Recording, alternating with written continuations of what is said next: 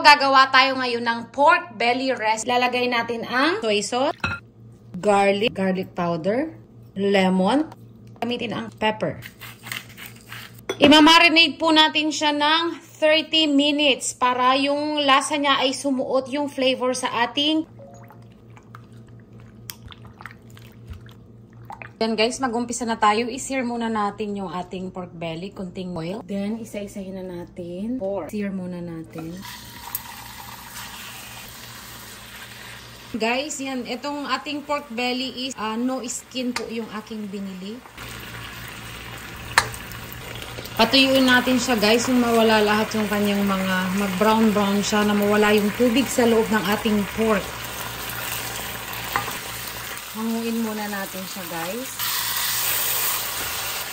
Ito na yung ating second batch.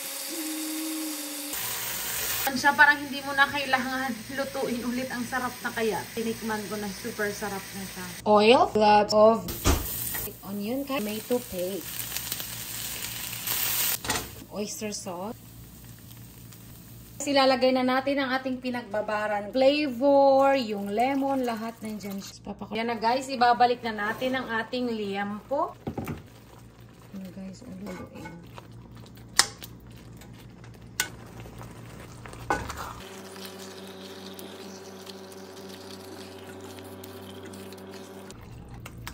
Yan na natin siya ng 1.5 cup of water.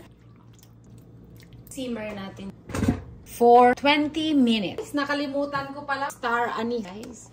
We need to simmer it for 20 minutes. Yan na guys, luto na siya.